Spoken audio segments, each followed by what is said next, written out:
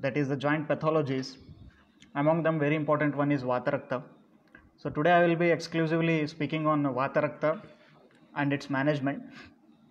So Vata Rakta, before entering into the topic, I want to attract your attention towards the Trisutra of Ayurveda, that is Hetu, Linga and Aushadha. So before entering into understanding of any disease, please understand, we need to understand the Hetu, the Linga, and then we should go for the Aushadha Chikitsa. Then we will go one by one, the Hetu, Linga, Aushadha. Before that, as you know, Vata Rakta, it comprises of two words. One is Vata and another one is Rakta. So Vata and Rakta both are very important bodily aspects. Vata is known for its own qualities and it is praised by all the acharyas and maharshis, and a separate chapter of Vata Kalakaliya has been explained in the Ayurveda. And Rakta is also praised like anything, and there is a doubt that whether Rakta is a dosha or dusha. Till that range it is very important. So when these two important factors come together, they do a very dreadful and very dangerous disorder that is called as Vata Rakta.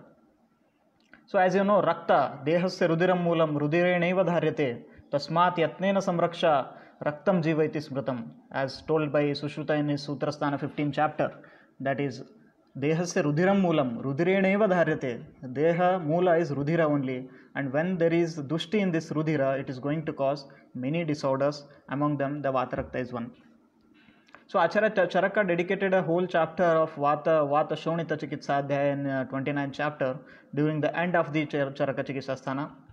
Vagbhata also dedicated a chapter, and Sushruta explained it as a Mahavatavadi in Nidana and Chikitsasthana. So all the acharyas have explained it to the very important range. So considering these basics about Vata Rakta, we will enter into the topic. First of all, acharyas explain some sort of nidanas which are very important as far as the diagnostic purpose is concerned. So the nidanas told by Acharya Charaka, I just read them out. That is Lavana Amla Katukshara, Snigdha Ajirna Bhojanaihi, Klinna Shushka Ambuja Anupa, Pinyaka Mulakaihi, Kulatha Masha Nishpava, Shakadi, Palalekshubhi, Dadi Arnala Savira, Shaktuka, Takra Surasavaihi, Viruddha Adhyashana Krodha, Divaswapna Prajagarehi. So when you look at these nidanas, you will understand that these hetu are Santarpana hetus. They are not Apatarpana hetus in that. Lavana, Amla, Katu, some are the Vata Prakopaka nidanas. Other than that, Klinna, Shushka, Ambuja, Anupa, all these things are Santarpana nidanas only. So Viruddhashana, Divaswapna, Adhyashana, Ajirnashana. So all these things are Amapradoshaka, Santarpana nidanas are explained in Nidanasthana. And also Acharya quotes very important line, that is Prayashaha Sukumaranam Achankramana Shilinam. That is Prayashaha Sukumara. Mainly this disease affects to the Sukumara Purusha. That is the one who is very soft.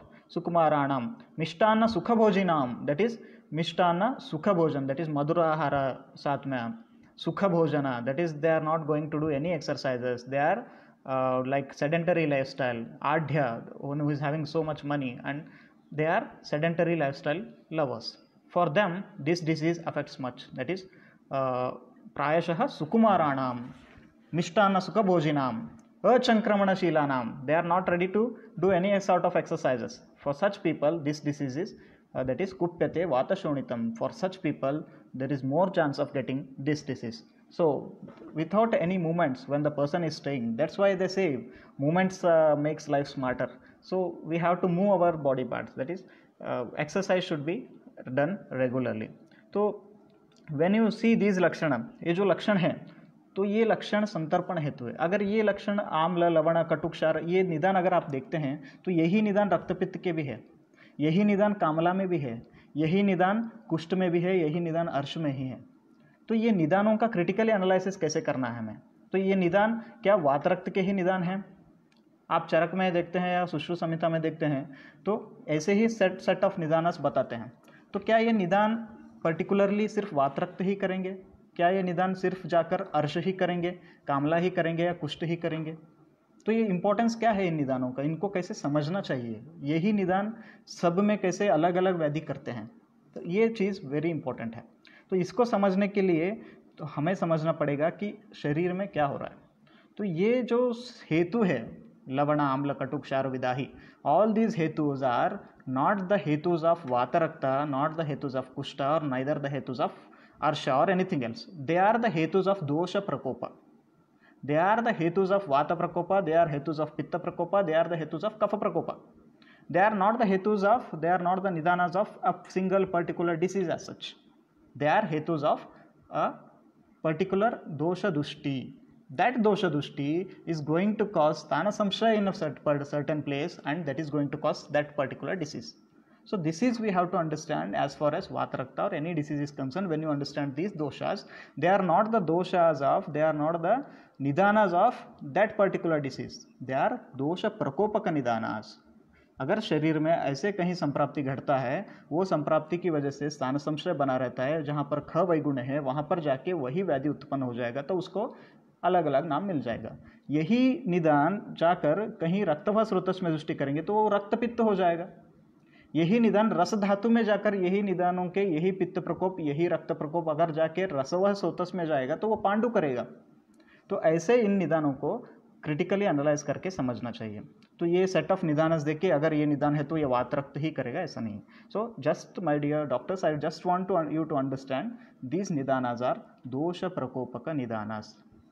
ठीक है, तो इनसे दोष प्रकोप होता है और वहाँ जाके स्थान संशय करके संधियों में स्थान संशय करेगा तो संधिवात करेगा, आमवात करेगा, तो ऐसे संप्राप्तियों का घटन होता है। तो ये तुल्य दोष दूष्य समूर्चन है, तो ये जाके व्याधि करेंगे।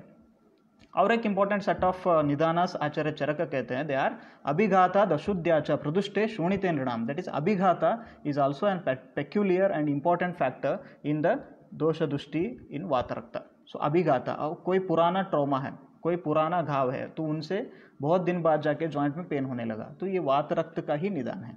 तो अभिघाताद, जो पुराने कोई old trauma, that is going to cause vata prakopa and rakta dushti, and along with that if the person is consuming vata dushtikara and rakta prakopaka nidana, तो ये सब जब एक साथ आते हैं तो वो एक व्यंजक हेतु के रूप में काम करेगा। तो वही उत्पादक हेतु नहीं रहते हुए भी व्यंजक हेतु के जैसे काम करके वो वातरक्त के उत्पत्ति करने में सहायक हो जाएगा। तो यहाँ पर दोष वात है, दूष्य रक्त है, अभिघात में दोष वात है, दूष्य अभिघात है, और अभिघातजन्य व्याधियों का उत्पन्न हो रहा है।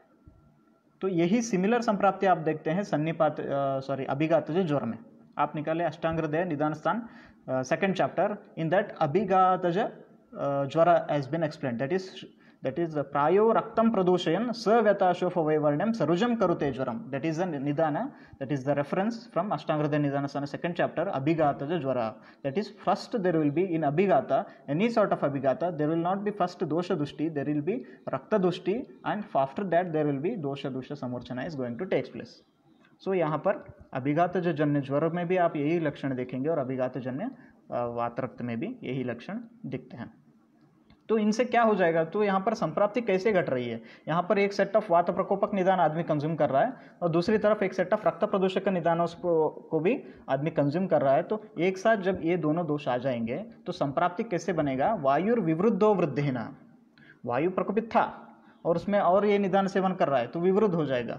तो रक्तेन आवरित पति, यहाँ पर रक्त प्रकोप और रक्त की वजह से आवरण रूपी संप्राप्ति हो रहा है। तो रक्त वात के मार्ग को आवरण करके रक्तेन आवरित पति, यहाँ पर इसको हम रक्तावृत वात भी कह सकते हैं।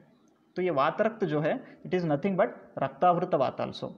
वायुर विवृद्धो वृद्धेन रक्तेन आवरितपति कृत्स्नं संदूषयेद रक्तं तज्ञेयं वातशोणितं।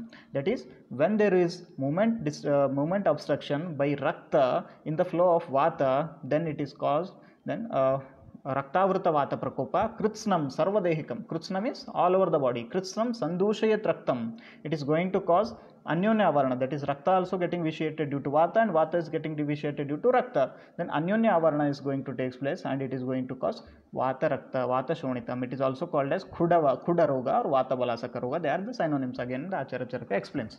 so this is how the samprapti is taking place in vata rakta। so you need to understand there is rakta avarana, there is rakta prakopa, also there is vata prakopa। So these two things are going on simultaneously in the body. तो ये कहाँ पर होगा?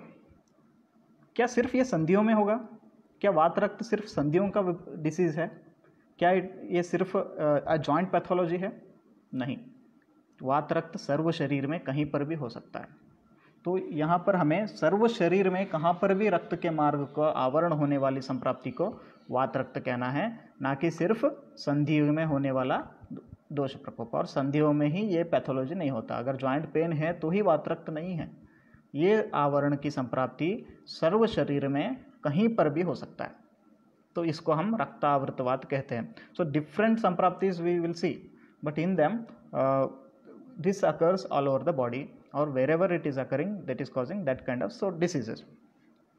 So I want you to understand the very simple thing that vata rakta is a pathological condition which can occur articularly or extra articular also.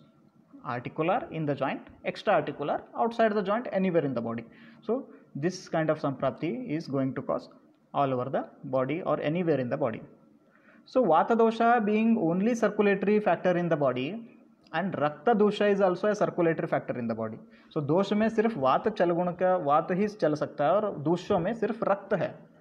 तो जब ये दो important और जो ये दो शक्तिशाली धातु और स्वरूप में जब एक साथ आते हैं तो ये भयानक व्याधि उत्पन्न कर सकते हैं, क्योंकि वाता दोषा is the only circulatory and most powerful दोषा in the body, and other doshas are pittam pangu, kafam pangu, pangava maldhatu, as you know.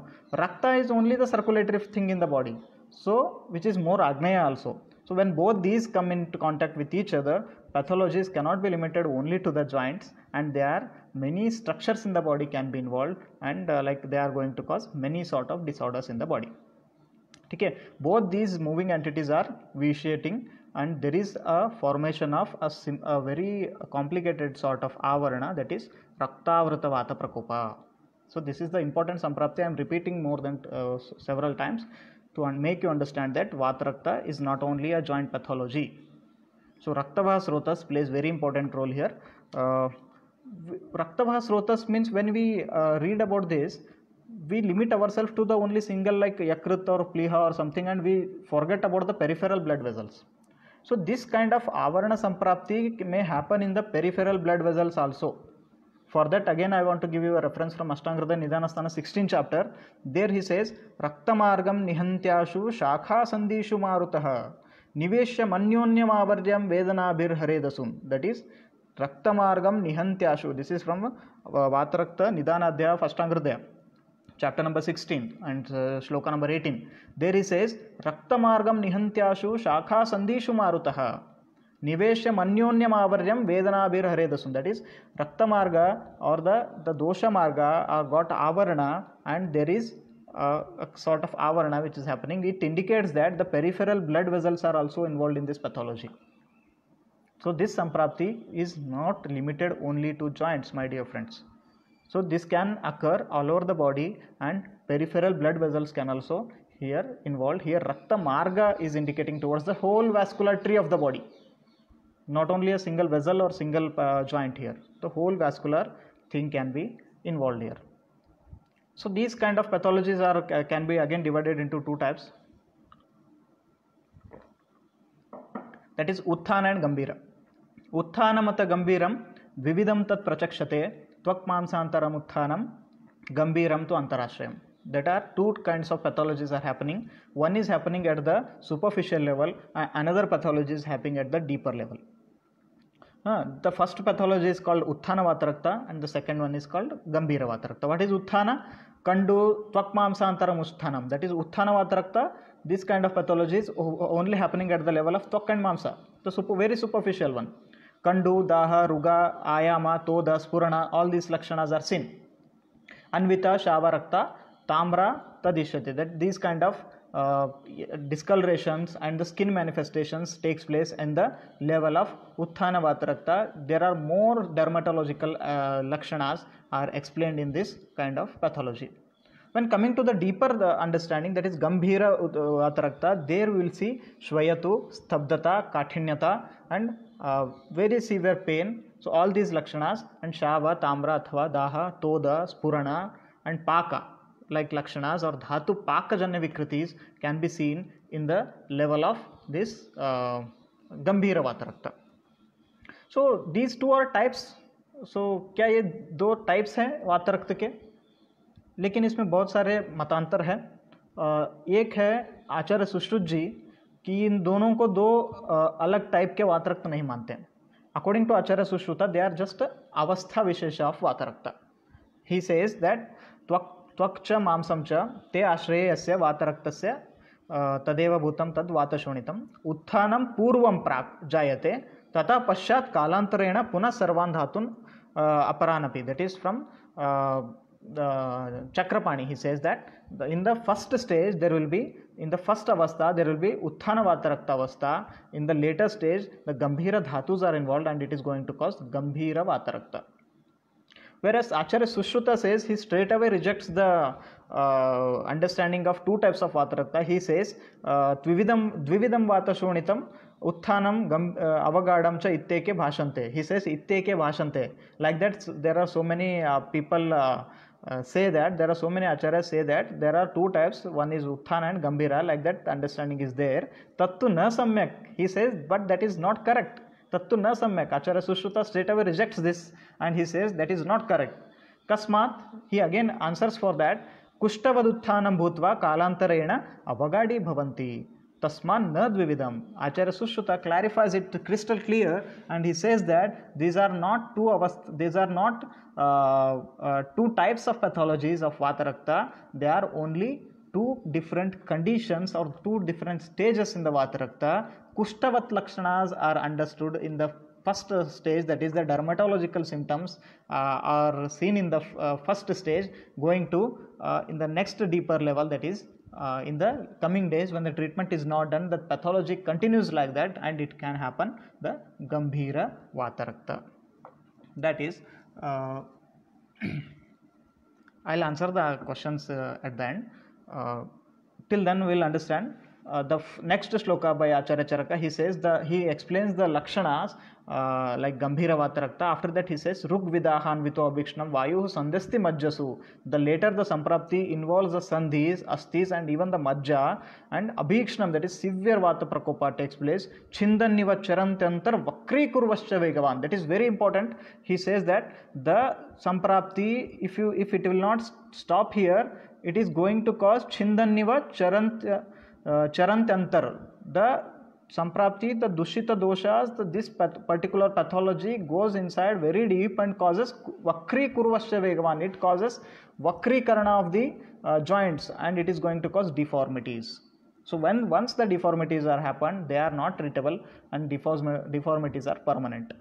So you might have seen most of the joint pathology end up into more deformities like Z-shaped deformity, Botanius deformity, all those kind of deformities are happening. So Salingaischa Vigneyam Vatasra Kupayashritam. Hence the duty of a doctor is to stop this pathology as soon as possible and treat the condition. So if you don't treat that, it is going to cause Vakri Kurvasya Vegavan. Furthermore, he says, Karoti Khanjam Pangumva, the Khanja and Pangu, that is the patient is unable to walk and the patient becomes deformed. These all conditions are deeper pathologies indicating very deep level of Dhatu Dushti.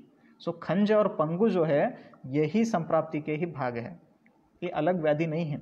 यही संप्राप्ति अगर deep होता जाएगा तो इसमें खंज और पंगु होने की भी साध्यता है. So they are Raktavrata pathology only. So the Khanj and Pangu also. So Vatarakta is not a single disease. ये संप्राप्ति जहाँ भी होगा अन्य व्याधियों को उत्पन्न करता जाएगा. So joints affected with Vatarakta, they are going to cause Charantantar Vakri Kurvasya Vegavan. That is very severe deformities and inflammation may takes place. The inflamed synovial joints and the swollen joint capsule are seen here. How intelligently the acharyas picturizes the scene. Please understand. Charantantar Vakri Kurvasya Vegavan. Here the joint pathology they are explaining are very deep tissue destruction, synovial membrane destruction and the joint capsule swelling and everything he is picturizing without any X-rays or any further CT, MRI, all those things were not available. So here the acharyas are explaining the very deep samprapti. In initial phase, you understand coppery red erythromatous appearances may seen on the body surface, and also later there will be inflamed joint pathologies में takes place. ठीक है, तो इसके बाद हम जाएंगे पूर्व रूप क्या है. तो पूर्व रूप में आचार्य बताते हैं स्वेदो अत्यर्थम नवा, स्वेद बहुत आएगा या स्वेद ही नहीं रहेगा. स्पर्शाग्नत्वम, क्षति अतिरुक, बहुत दर्द होगा, जहाँ पर भी थोड़ा भी अगर घाव लगेगा तो दर्द बहुत होगा.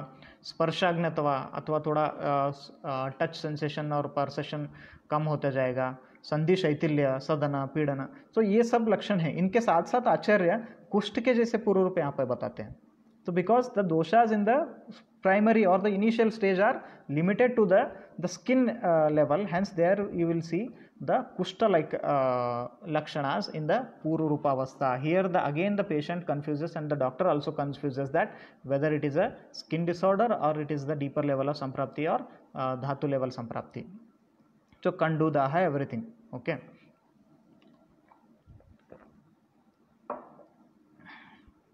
तो इसके बाद हम जाएंगे रूप, क्या क्या लक्षण हमें दिखते हैं.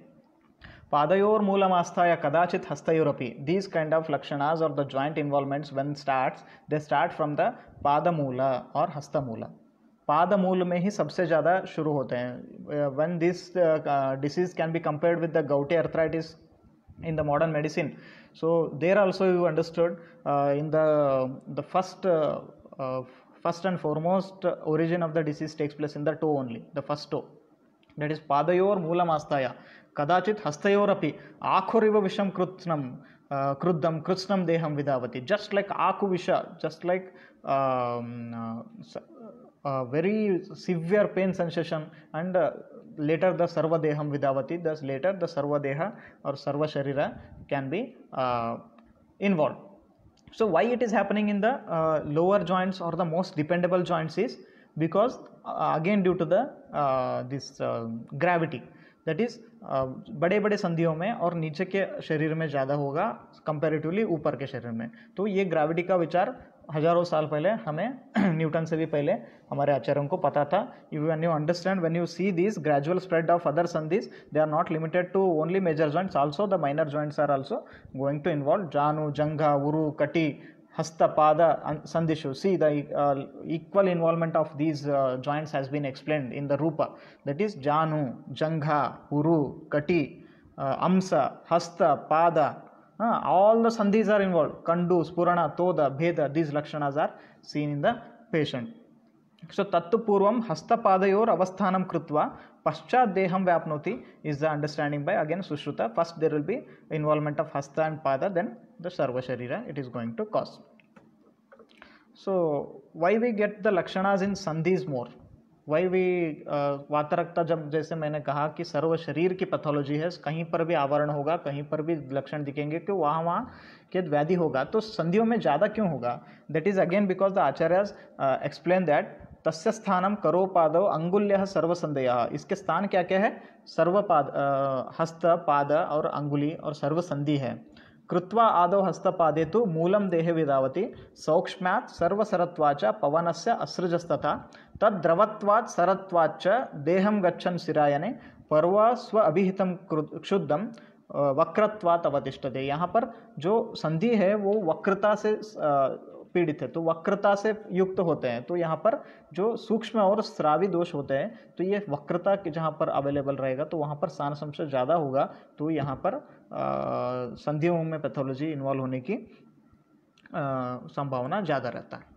तो दोष भेद से अगर हम देखते हैं तो वात, पित्त और कफ के हम अलग अलग लक्षण इसमें देख सकते हैं. वातज वात रक्त में अगर वात प्रधान वात रक्त है तो वहाँ पर हमें शिरायन, उसमें तोद स्फुरण होगा, शोथ होगा, कार्शता होगा, रौक्षता होगा और अंगग्रह होगा, स्तंभ होगा, शीत प्रद्वेष होगा और अनिल के आदि लक्षण दिखेंगे. और पित्त के हो गए तो ताम्र, शाव, वेदना, मूर्छा, स्वेद ये लक्षण ज़्यादा दिखते हैं. और कफ के है तो स्थैमित्य, गौरव, स्नेह आदि लक्षण ज़्यादा दिखते हैं. तो ये कैसे हमें डिफरेंशिएट करना चाहिए? तो दोषों के लक्षण के आधार पर ही हमें वात प्रधान है या पित्त प्रधान है या कफ प्रधान है, ऐसी संप्राप्ति हमें देखनी है. और यहाँ पर अंशांश कल्पना भी अगर हम करते हैं तो वात में अभी यहाँ पर शीत गुण की ज़्यादा वृद्धि हुई है और कफ में यहाँ पर संधि स्थान होने की वजह से कफ का इन्वॉल्वमेंट हो गया है. और पित्त के तो ऑब्वियसली इसके दाह राग आदि लक्षणों से यहाँ पर पित्त का भी इन्वॉल्वमेंट हम देख सकते हैं। तो यहाँ पर मध्यम रोग मार्ग का व्याधि है, फिर भी अग्नि का इंपॉर्टेंस बहुत हमें देखना पड़ेगा, क्योंकि अग्नि के बिना व्याधियाँ नहीं होती। तो अगर अग्नि ठीक है तो ऐसे निदानों की वजह से व्याधि की उत्पन्न होने में इतना जल्दी नहीं हो सकता था। इसलिए अग्नि का इम्पोर्टेंस बहुत इम्पोर्टेंट है। तो यहाँ पर अग्नि का मतलब सिर्फ जठराग्नि ही नहीं, यहाँ पर अग्नि बोले तो धात्वाग्नि का भी रोल है, अस्थि धात्वाग्नि का भी रोल यहाँ पर हमें देखना पड़ेगा। तो यहाँ पर हमने अभी देखा रक्त मार्गम निहंत्याशु, तो शाखा संधि बोले तो शाखा में रक्तादि सभी आ गए, दोष में वात और पित्त आया, दोष में रक्त है हेतु, और स्थान संशय जहाँ पर होगा वहाँ पर ये व्याधि उत्पन्न हो जाएगा। तो चिकित्सा क्या है? अगर हम चिकित्सा में देखते हैं तो सबसे पहले आचार्य सबसे इम्पोर्टेंट किसी को दिए है तो वो रक्त मोक्षण को दिए हैं। तो रक्त मोक्षण जो है वो सबसे पहले हमें करना है। आचार्य कहते हैं तत्र मुंचेत असृक श्रृंग जलोका सूचि अलाभुभिः प्रच्छन्नैर्वा सिराभिर्वा यथा दोषम यथाबलम। पहले तत्र मुंचेत असृक, पहले हमें बिना सोचे समझे अगर वात रक्त का कंडीशन है तो सबसे पहले अगर कुछ करना है तो सिरा मोक्षण है या संधि मोक्षण, रक्त मोक्षण है। तो पहले हमें रक्त मोक्षण करना है। उसमें आप कुछ भी इस्तेमाल कर सकते हैं। अगर स्थानिक दोष है तो वहाँ पर श्रृंग और जलोका से भी काम चल जाएगा। अगर बहुत डीपर दोष है तो वहाँ पर आपको सिरावेद करने की जरूरत होगा। तो सिरावेद जो है वो आचार्य सुश्रुत के हिसाब से भी जब शरीर का अर्ध चिकित्सा बोले हैं तो यहाँ पर वो बहुत खरा उतरता है। सिरावेद और रक्त मोक्षण का बहुत इंपॉर्टेंट है। रुग दाह तोद शूल ऐसे लक्षण अगर ज़्यादा है तो दाह आदि लक्षण, पित्त के लक्षण अगर ज़्यादा है तो यहाँ पर हमें जलोका से रक्त मोक्षण करना पड़ेगा। अगर श्रृंग जैसे सुप्ति है, चिमचिमायन है, कफ के लक्षण अगर ज़्यादा दिख रहे हैं तो यहाँ पर श्रृंग से, अलाभु से यहाँ पर रक्त मोक्षण करने की ज़रूरत है।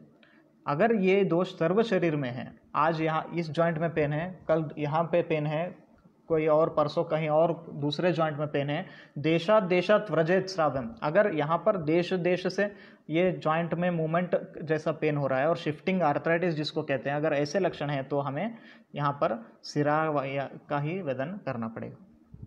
ठीक है। तो इसके बाद कहाँ पर नहीं करना है?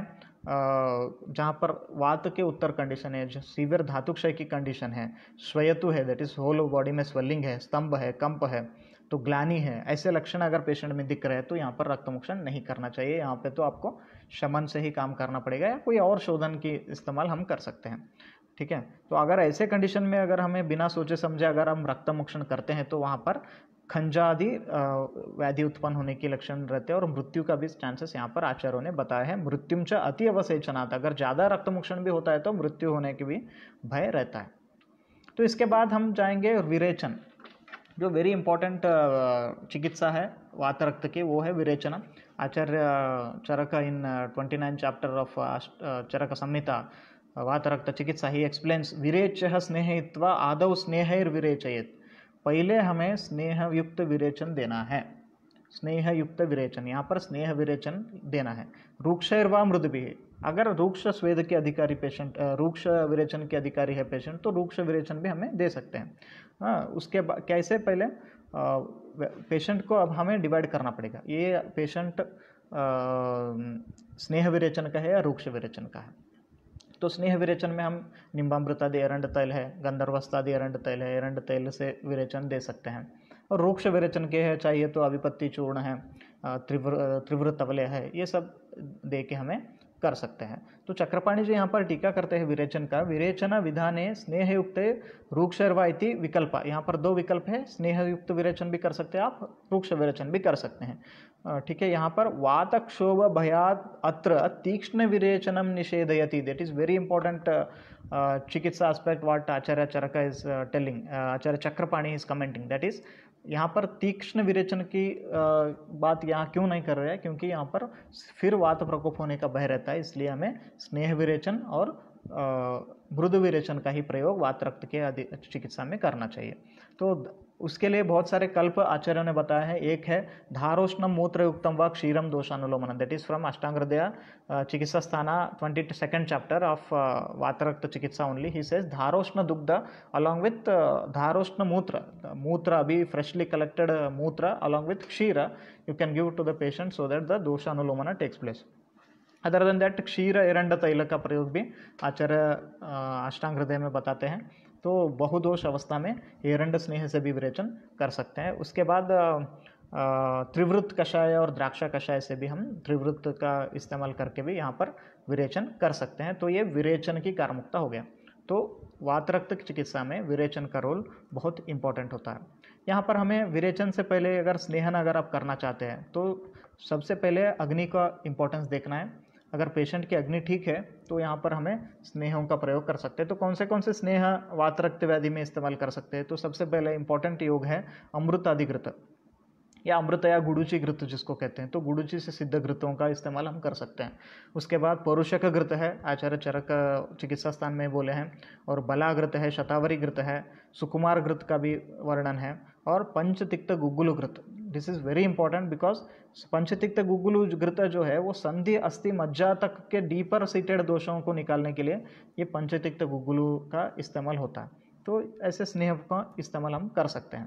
तो इसमें भी अवस्था के अनुसार वातज है या पित्तज है या कफज है, इनको देख के विरेचन, वमन या बस्ती इनका सिलेक्शन हमें युक्ति के आधार पर ही करना होता है। ठीक है, इसके बाद हम जाएंगे बस्ती पर। तो रक्तमोक्षण के बारे में हमने देखा, विरेचन के बारे में हमने देखा, तो अब जाएंगे बस्ती। तो बस्ती जो है वो very peculiar and very important चिकित्सा इन वात रक्त। आचार्य से नहीं बस्ती समम किंचित वात रक्त चिकित्सितम, बस्ती के समान कोई चिकित्सा हो ही नहीं सकती वात रक्त की। तो ऐसे बस्ती कैसे करेंगे? निर्हरेत्वा मलम तस्य सघृत क्षीर बस्ती भी। यहाँ पर आपको तीक्ष्ण उष्ण या वैतरण बस्ती या क्षार बस्ती ऐसे बस्तियों का इस्तेमाल नहीं करना है। यहाँ पर मल निर्हरण के लिए क्षीर युक्त सघृत क्षीर युक्त बस्तियों का प्रयोग हमें करना है। सघृत क्षीर बस्ती भी, इनसे मल निर्हरण करना है। नहीं बस्ती समम किंचित वात रक्त चिकित्सितम, बस्ती के जैसा कोई वात रक्त का चिकित्सा है ही नहीं। तो ऐसे आचार्य चरक कहते हैं। ठीक है, इसके बाद इसका रोल क्या है, कैसे ये बस्ती एक्ट करता है? बस्ती वंशना पार्श्वोरु अस्थि जठरार्तिषु उदावर्ते च शश्यन्ते निरोहा अनुवासना। अगर ये वात रक्त का रोगी इसके साथ साथ बस्ती में, वंशण में, पार्श्व में, सब जगह में अगर अपान के स्थान पर ये सब दोष लक्षण दिख रहे हैं, तो उदावर्त के जैसे लक्षण हो रहे हैं, अनुलोमन नहीं हो रहा है दोषों का, तो यहाँ पर बस्ती बहुत इंपॉर्टेंट चिकित्सा हो सकता है। तो बस्तियों के इस्तेमाल के बारे में देखते हैं आगे, कैसे कैसे बस्तियों का इस्तेमाल करते हैं। तो क्षीर बस्ती, सघृत क्षीर बस्ती, अगर आप बस्ती देना चाहते हैं तो दशमूल कषाय ले सकते हैं। सिंपल एक विधान कहता हूँ जो मैं इस्तेमाल करता हूँ, तो सिर्फ दशमूल का कषाय लेना है।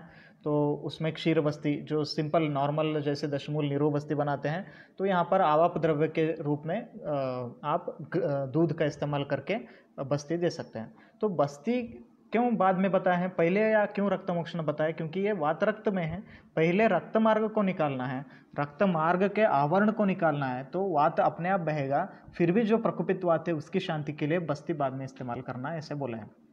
तो सबसे इम्पोर्टेंट है एक रक्तमोक्षण, उसके बाद जो है बस्ती का इम्पोर्टेंट देखना है हमें।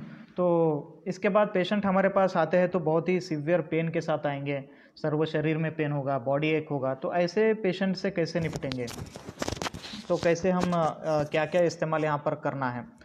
तो इमीडिएट पेन रिलीफ के लिए आचार्य चरक एक बहुत ही इंपॉर्टेंट योग कहते हैं, जो इमीडिएटली पेन रिलीफ होगा इससे और पेशेंट को आराम मिलेगा, तो वो है दशमूल श्रुत क्षीर।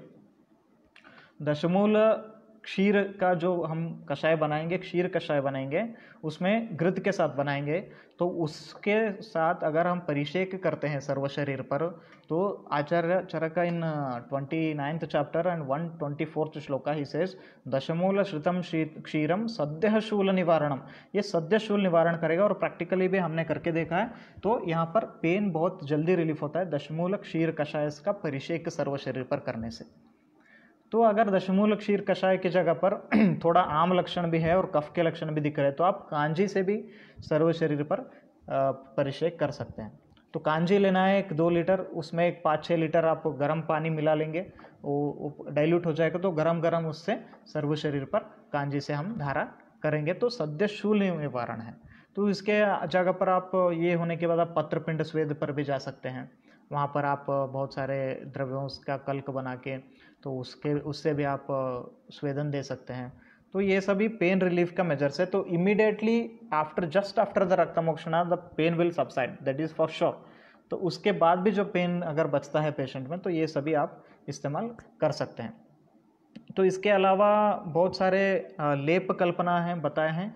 तो लेप कल्पना इन सब के बाद ही क्यों बताएं, तो वेरी इंपॉर्टेंट है कि आप ये सब चिकित्सा होने के बाद लेपों का इस्तेमाल करें।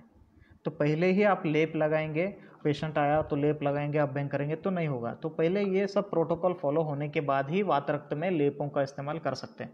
इसके अलावा आप लेप लगाते बैठेंगे तो पेशेंट को रिलीफ नहीं मिलेगा। तो लेप कौन से लगा सकते हैं, तो एक है नागरादि लेप, दूसरा है जटामयादि लेप और तीसरा है गृहधूमादि लेप। ये 3 इंपॉर्टेंट लेप कल्पना से मार्केट में अवेलेबल जो है वही बता रहा हूँ। नागरादि लेप चूर्ण अगर वात डोमिनेंट है वहाँ पर आप इस्तेमाल करेंगे, जटामयादि लेप चूर्ण जहाँ पर पित्त की इन्वॉल्वमेंट ज़्यादा है तो वहाँ पर इस्तेमाल करेंगे, और गृहधूमादि लेप चूर्ण जहाँ पर वात और कफ दोनों का इन्वॉल्वमेंट है तो वहाँ पर आप इस्तेमाल कर सकते हैं। तो 3 इंपॉर्टेंट लेप कल्पना से I will repeat. First one is नागरादि, जटामयादि and grahadhumadi. Nagaradi for vata, jatamayadi for pitta and grahadhumadi lepa for vata and kapha conditions. The lepa kalpanas are available, you can use these according to the condition of the patient. So ये लेपों का लगाने से क्या होगा, तो patient आगे की संप्राप्ति में नहीं जाएगा। जैसे डिफॉर्मिटीज़ वगैरह होते हैं तो जॉइंट के डिफॉर्मिटी वगैरह में ये बहुत अच्छा उनको रोकने में भी ये काम करेगा। तो इसके अलावा बहुत सारे लेप कल्पनाओं का आचार्यों ने बताया, जैसे सक्षीरा मुद्ग पायस वगैरह वातज कंडीशन में बताए। ये क्लासिकल रेफरेंसेस है पुस्तक से, वो बता रहा हूँ। प्रियाला मधुका चंदना ये सब पित्त की कंडीशन में बताया है, और गृह धूमादि लेप अब भी मैंने कहा। तो इसके बाद स्नेहन पे हम जाएंगे। तो ऑयल कब लगाना है, क्योंकि ये सब होने के बाद मैं स्नेहन की बात कर रहा हूँ। तो ऑब्वियसली इनिशियल स्टेज में आप स्नेह मत लगाइए, अभ्यंग वगैरह स्टार्टिंग स्टेज में आपको नहीं करना है, जब तक पेशेंट निराम हो जाए। आम सभी व्याधियों में आएगा, ये वातरक्त है तो भी साम कंडीशन होता है। तो आम के कंडीशन जब सॉल्व हो जाए, पेशेंट निराम होता है, तो उस कंडीशन में आपको अभ्यंग वगैरह करना है, तो उसके बाद ही आप स्नेहन कर सकते हैं। तो कहाँ पर स्वेदन नहीं करना है, जहाँ पर अभी मार्गरोध है, मेद का संचय ज़्यादा है, वहाँ पर कफ का संचय ज़्यादा है, तो कफ प्रकृति के पेशेंट और ये सभी अतिवृद्ध कफ वगैरह है, तो उस कंडीशन में आपको ना आदौ शस्तम स्नेहनम बोले हैं, ना आदौ शस्तम मतलब स्टार्टिंग में आपको स्नेहन और ब्राह्मण चिकित्सा नहीं करना है। तो न आदौ शस्तम का अगर आप तंत्रयुक्ति लगाएंगे विपर्य वाला तो क्या होगा, नंतर आप लगा सकते हैं, बाद में हम इस्तेमाल कर सकते हैं। आदौ बोले तो स्टार्टिंग में आप नहीं लगा सकते हैं, ऐसे अचरक कहते हैं। तो इसका मतलब ये हुआ कि बाद में हम लगा सकते हैं। तो जब निराम हो गया तो आप तेलों का इस्तेमाल हम कर सकते हैं।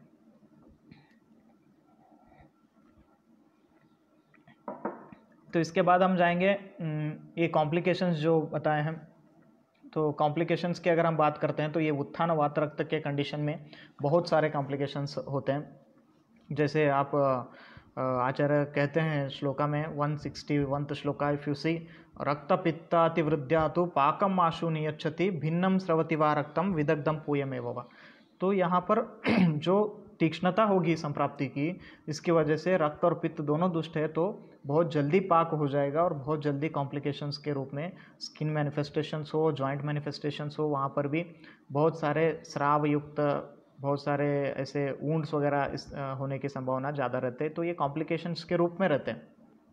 तो इनकी भी हमें इग्नोरेंस से हमें चिकित्सा को छोड़ नहीं देना है। तो तयो क्रिया विधातव्या भेद शोधनारोपण ही, वहाँ पर आप वुंड मैनेजमेंट के लिए हम जा सकते हैं। तो बहुत सारे प्रैक्टिकली अभी हम अगर देखते हैं तो क्लिनिकल कंडीशंस आते हैं, जैसे वेनस लेग अल्सर्स है, जो नॉन हीलिंग अल्सर्स रहते हैं, बहुत दिन तक वेनस लेग अल्सर रहते हैं। तो ये क्या है, यहाँ पर भी वात रक्त की संप्राप्ति है, रक्त मार्ग के वात का मार्ग आवृत है, तो यहाँ पर रक्त का फ्लो नहीं हो रहा है अच्छे से, तो वुंड हील नहीं हो रहा है। तो ये ऐसे भी आप वात रक्त को समझ सकते हैं। तो उत्थान वात रक्त का जो आचार्य कहते हैं, इसीलिए मैंने पहले स्टार्टिंग में ये कहा कि वात रक्त सिर्फ जॉइंट पैथोलॉजी नहीं है। तो ये नॉन हीलिंग अल्सर जो होते हैं, जो लेग अल्सर से, वेनस अल्सर से, this can also come under the heading of उत्थान वात रक्त और वात रक्त और गंभीर वात रक्त ऑल्सो। सो यहाँ पर भी आप वात रक्त की चिकित्सा करेंगे, शोधन, रक्तमोक्षण और बस्तियों की चिकित्सा करेंगे, तो अपने आप ये नॉन हीलिंग अल्सर्स भी हील होने लगेंगे। तो ये प्रैक्टिकली देखा भी है। तो और एक कंडीशन में आता हूँ, वो है अवैस्कुलर नेक्रोसिस। तो अवैस्कुलर नेक्रोसिस क्या है, तो वहाँ पर रक्त मार्ग, जो रक्त का जो पेरिफेरल ब्लड वेजल्स, अभी जो मैंने कहा रक्त मार्गम निहंत्याशु शाखा संधिषु मारुत, तो ये शाखा क्या है, रक्तादि धातु, रक्तादि धातु।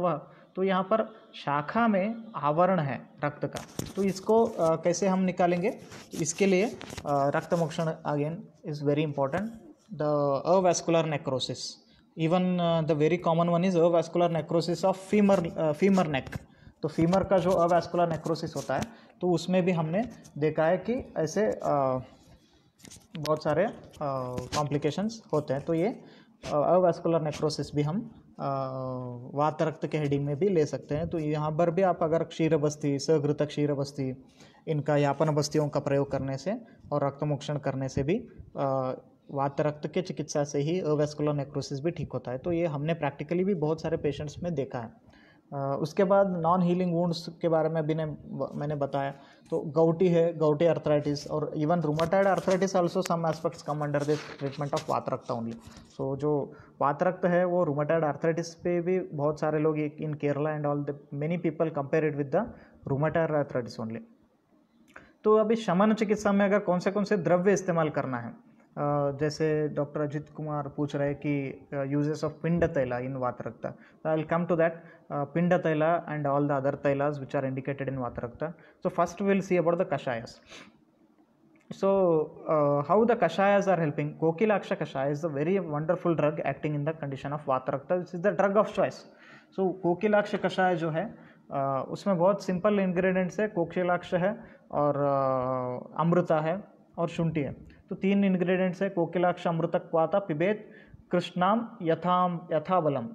कृष्णाम यथा बल के अनुसार पेशेंट को कोकिलाक्ष कषाय देना है। तो इससे क्या होगा, पथ्या भोजिते 3 सप्ताहे न मुंचते वात शोणितम, सिर्फ 3 हफ्ते में वात रक्त की चिकित्सा होती है। इसका रेफरेंस वैशज्य रत्नावली में 27 चैप्टर में, कोकिलाक्ष कषाय। तो सिर्फ 3 हफ्ते में पेशेंट आराम हो सकता है कोकिलाक्ष कषाय के सेवन से। तो ये हुआ कोकिलाक्ष कषाय के बारे में। तो उसके बाद है कोकिलाक्ष निर्यूह पीतस्तत् शाक भोजिना कृपाभ्यास इव क्रोधम वात रक्तम नियंचति। That is the reference from Ashtanga Hridaya चिकित्सा स्थान 22nd चैप्टर। तो यहाँ पर भी वात रक्त की चिकित्सा में कोकिलाक्ष का इंपॉर्टेंस आचार्य अष्टांग हृदय में भी कहते हैं। तो ये वात पित्त शामक है, अनुलोमन द्रव्य है, शोतहर है, मूत्रल है, इवन इसमें गुड़ुचि होने की वजह से वो त्रिदोष शामक भी है, और वात रक्त में अग्र औषधि के रूप में भी गुड़ुचि को मानते हैं, तो वो भी इसमें है। कृमिहर योग है, और पित्त सारक और अनुलोमक योग होने से कोकिलाक्ष कषाय proves to be an very important drug in वात रक्त। तो उसके बाद गुड़ुचि के प्रयोग बताते हैं। गुड़ुचि के प्रयोग भैषज रत्नावली में जैसे 6 अनुपानों के साथ बताया है, वो हम देखते हैं अभी। तो गुड़ुचि का क्वाथ जो है उसको बनाना है, हमें गुड़ुचि लेना है और क्वाथ विधि से क्वाथ बनाना है, जो 1/4 रिड्यूस करना है। तो वो क्वाथ के साथ, अगर आप गुड़ुचि के क्वाथ को गुड़ के साथ लेते हैं तो वात शमन करेगा। अगर वही गुड़ुचि का क्वाथ अगर आप सीता के साथ, मतलब शर्करा के साथ पीते हैं तो वो पित्त का शमन करेगा। यही गुड़ुचि का क्वाथ अगर आप मधु के साथ सेवन करते हैं तो कफ का शमन करेगा। तो ये अनुपान भेद से एक्ट करेगा। कफज वात रक्त है तो आप सेम गुड़ुचि क्वाथ अलॉन्ग विथ मधु देंगे, पित्त है तो सीता के साथ और घृत के साथ वात के कंडीशन में आप इस्तेमाल करेंगे। इसके अलावा जो बहुत ही भयानक वात रक्त के रोगी होते हैं उनमें अगर आप गुड़ुचि का क्वाथ इस्तेमाल कर सकते हैं तो वो एरंड के तेल के साथ अगर आप देंगे तो बहुत ही अच्छा रिजल्ट मिलेगा। तो दूसरा है शुंठी चूर्ण। अगर शुंठी चूर्ण के साथ आप सेम गुड़ुचि क्वाथ इस्तेमाल करेंगे तो आम वात में बहुत ही अच्छा हेल्प होगा। तो सेम अगर ऐसे पेशेंट में विबंध वगैरह ज़्यादा है तो सेम गुड़ुचि का क्वाथ आप गुड़ के साथ इस्तेमाल कर सकते हैं तो विबंध हर भी हो जाएगा। तो ऐसे सिंपल गुड़ुचि acts as 6 types based on the अनुपाना। So this is the very important contribution of Bhaishajya Ratnavali. He might have seen these dosages. Along other than Kokilaksha Kashaya, we can also use Dashamula Kvata, Lagu and Brihat Manjishtadi Kvatas or Manjishtadi Kashaya, what we say, or Amrutadi Kashaya, Rasna Erandadi Kvata and Vasadi Kvata. All these Kvatas can be utilized, and in Shastra they have also explained Navakarshika Kashaya, which is containing Trifla, Nimba, Katuki and Manjishta etc. तो इसके बाद और एक important है पंचतिक्त कषाय। तो पंचतिक्त and पंचतिक्त गुग्गुल कषाय also, and that is also very important. So मंजिष्टादि कषाय के बारे में हुआ। अभी गुग्गुलों का सिलेक्शन कैसे करेंगे? तो ये इसमें वात रक्त कंडीशन में सबसे पहले जो भी गुग्गुल आता है वो है कैशोर गुग्गुल, वो सबको पता ही है। तो कैशोर गुग्गुल is in very famous yoga. Wherever there is rakta dushti is seen, Kaishora Gugulu acts wonderfully. So also Amrutadi Gugulu. Amruta is a choice of drug in Vata Rakta, which is Pittahara and also Vatahara, and Brahmana Yoga, Rasayana Yoga also. Amrutadi Gugulu is also very much useful in these conditions. Also Punarnava Gugulu, wherever there is a little bit Shotha Yukta Samprapti or swelling is involved, Punarnava Gugulu can be selected. When the Nirama Avastha comes, when you need to do the Dhatu Poshana and also Dhatu Kshaya Avastha, then you can select the Trayodashanga Gugulu. त्रयोदशांग गुग्गुल आप starting में ही इस्तेमाल नहीं कर सकते। इसके बाद है तैलों के बारे में। अभी जैसे क्वेश्चन पूछा गया कि वात रक्त में पिंड तैल, तो पिंड तैल is containing only 4 important ingredients. They are स, मधुचिष्ट, मंजिष्टा, सर्जरस एंड सारिवा। तो 4 ही इंग्रेडिएंट्स है इसमें। मधुचिष्टा है, मंजिष्टा, सर्जरस एंड सारिवा। Very only 4 ingredients and this is called as पिंड तैल। पिंड तैल is very important yoga in वात रक्त। ये एक्सटर्नल एप्लीकेशन के लिए अभ्यंगा वात रक्त रुजापहम, only in you can use this तैल फॉर अभ्यंगा। This is very effective in case of वात रक्त and it is going to cure the pain in case of वात रक्त। तो ये बहुत ही शीत तैल होता है, तो ये आप शीत ऋतुओं में उतना इस्तेमाल नहीं कर सकते। अगर अवस्था है तो आप इस्तेमाल कर सकते हैं। तो ये वात और रक्त दोनों का दुष्टियों को शमन करने का योग है। उसके अलावा गुड़ुचादि तैल है, सुकुमार तैल है, विषतिंदुक तैल। विषतिंदुक तैल is again very important yoga in this condition and also बला तैल। तो इसके बाद अभी हमने देखा कि मेरे गुरुजी है doctor Prashant S, the principal of Hubli Ayurveda Mahavidyalaya. He is also carrying out a research in this वात रक्त। He selected some just 1 minute में उस रिसर्च के बारे में भी बोलना चाहता हूँ। तो यहाँ पर हमारे सर जो इस्तेमाल कर रहे थे तो विरेचन और बस्ती के 2 ग्रुप्स थे। तो विरेचन के लिए पंचतिक्त गुड़घृत के साथ स्नेहपान करते थे हम। उसके बाद निम्बामृत आदि एरंड तैल से विरेचन देते थे। और बस्ती के ग्रुप में हम दशमूल कषाय का बस्ती का इस्तेमाल कर सकते थे, और उसमें स्नेह के रूप में दिस पंचतिक्त गुड़घृत एंड आल्सो बला गुड़ुचादि तैल यमक स्नेह बना के हमने बस्ती में इस्तेमाल किया था। तो इसके से भी बहुत अच्छा रिजल्ट हमने देखा था, जो प्रायः बस्ती वाला ग्रुप में बहुत अच्छा रिजल्ट था। और शमन के लिए हम दोनों ग्रुप में अमृता गुड़ के साथ कोकिलाक्ष कषाय देते थे। तो इनसे ऐसे एक स्टडी भी हुआ था, तो इसमें भी ये सभी द्रव्य बहुत कारीगर पाए गए हैं। Again I want to say that these researchers are जो भी रिसर्च है वो आयुर्वेद में इसलिए उतना इम्पोर्टेंट नहीं हो सकते क्योंकि हर एक रोगी अलग है, तो सभी में एक प्रोटोकॉल इस्तेमाल करना भी थोड़ा डिफ़िकल्ट है। तो आप रोगी के हिसाब से, अगर उसमें रक्तावरण है तो पहले हम रक्त मोक्षण करेंगे, उसके बाद हम बस्तियों का प्रयोग करेंगे, उसके बाद विरेचन की अवस्था है तो विरेचन प्रयोग करेंगे। अगर यहाँ पर वमन की अवस्था आता है तो वमन दे देंगे।